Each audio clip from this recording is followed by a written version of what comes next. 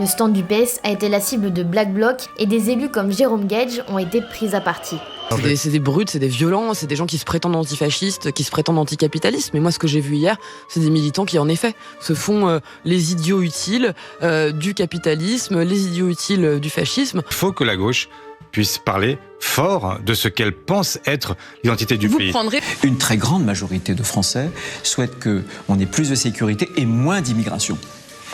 Comme des millions de Français, je pense que l'immigration n'est pas une chance. Vive le sport et donc à bas le voile, bien sûr. Je ne pense pas que ce soit sans lien avec une brutalisation du débat politique qu'on trouve sur les réseaux sociaux, venant parfois d'une LFI-sphère.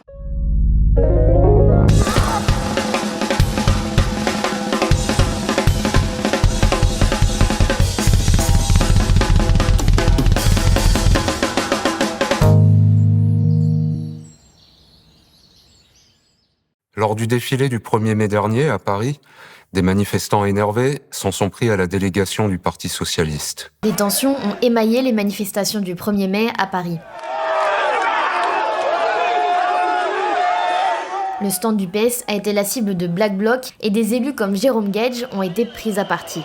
Le premier secrétaire de ce parti, Olivier Faure, a aussitôt déclaré que des socialistes avaient été, je cite, physiquement agressés par des Black Blocs ignorant toute conscience collective en ces temps de bascule historique et qui, par leur méthode, discréditent les combats qu'ils prétendent porter et servent d'idiots utiles à tous ceux qui rêvent de transformer la foule des travailleurs en meute violente qu'il faudrait contenir. L'eurodéputée Emma Rafovix, présidente du mouvement des jeunes socialistes, a elle aussi dénoncé, je cite encore, des gens qui se prétendent antifascistes et anticapitalistes, mais qui sont selon elle les idiots utiles du capitalisme et du fascisme, avant de déplorer plus largement une brutalisation du débat politique qu'elle attribue notamment à la France insoumise. Vous ne les avez pas identifiés, vous ne savez pas du tout qui étaient ces gens-là qui ont... Non, c'est des brutes, c'est des violents, c'est des gens qui se prétendent antifascistes, qui se prétendent anticapitalistes. Mais moi, ce que j'ai vu hier, c'est des militants qui, en effet, se font les idiots utiles du capitalisme, les idiots utiles du fascisme. Quand beaucoup de personnes voient ces images-là, je ne suis pas persuadée qu'une seule personne se dit que ce sont des méthodes acceptables pour faire avancer des idées. De son côté, le député socialiste Jérôme Gage, pris à partie par des manifestants, a décrété, je cite toujours, que tous ceux qui usent de la violence sont les ennemis des salariés. Nous reviendrons tout à l'heure sur cette remarque. Le Parti socialiste a immédiatement reçu le soutien de la presque totalité de la classe politique et de l'éditocratie, qui ont bien évidemment profité de l'occasion pour lancer au passage de nouvelles accusations d'antisémitisme contre ce qu'elles appellent l'extrême gauche. Le ministre de l'Intérieur Bruno Retailleau, en particulier, a fait preuve d'une admirable réactivité en postant sur le réseau social d'un milliardaire d'extrême droite un message apportant tout son soutien aux militants socialistes agressés et qui se terminait par ces mots « Nous ne reculerons pas devant la violence politique que l'extrême gauche essaie d'installer dans notre pays ». Fin de citation.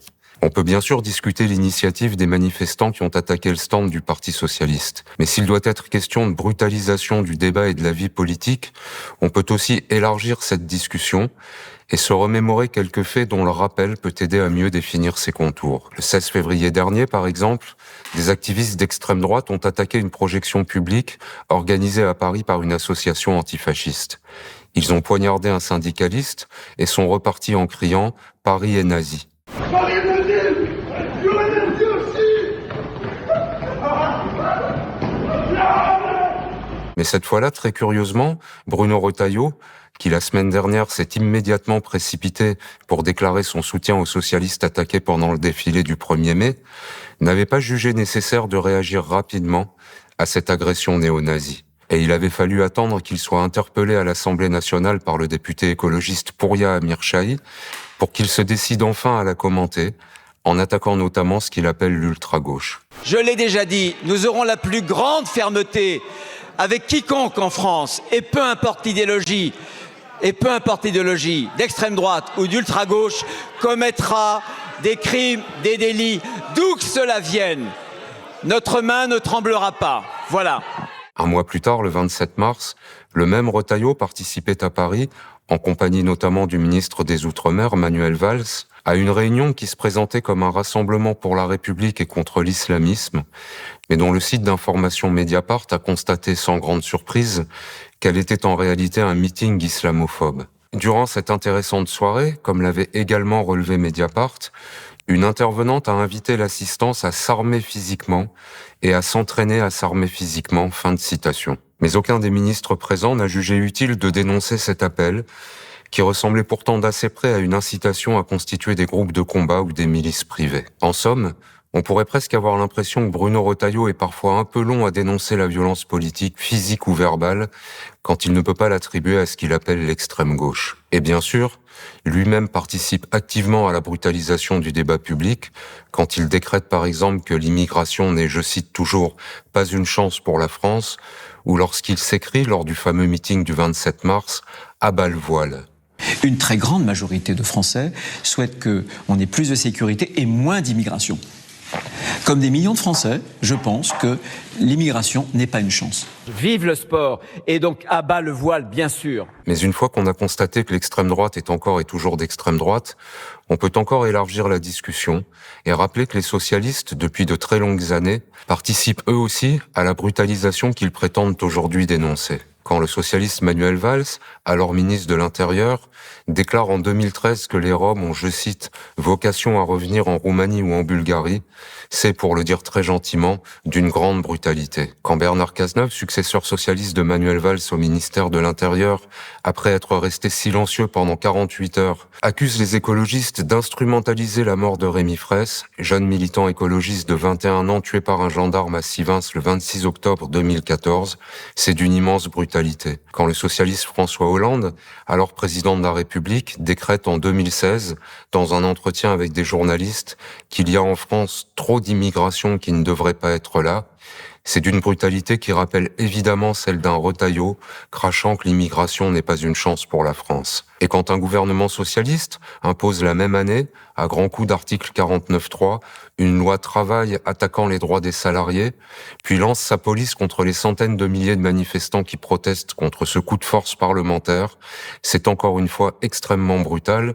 Mais Jérôme Gage, à ce moment-là, ne considère pas du tout que ceux qui usent de cette violence législative et policière sont les ennemis des salariés. Remarquons pour finir qu'aux dernières élections législatives, c'est grâce à la France insoumise, dont les candidats et les candidates se sont désistés dans de nombreuses circonscriptions au profit de celles et ceux du Parti socialiste, que ce parti qu'on disait fini a pu envoyer 66 députés à l'Assemblée nationale. On sait que Macron a immédiatement confisqué le résultat de ces élections remportées par la gauche pour nommer un Premier ministre qui s'est à son tour entouré de ministres recrutés à la droite de la droite, comme Bruno Retailleau. Et on sait qu'au lieu de censurer ce gouvernement ultra-réactionnaire, Olivier Faure, premier secrétaire du Parti socialiste, a très gentiment accepté de participer à son débat sur l'identité nationale, dont il sait pourtant pertinemment qu'il va donner lieu à une nouvelle brutalisation du débat public pour le plus grand bénéfice, une fois encore, de l'extrême droite.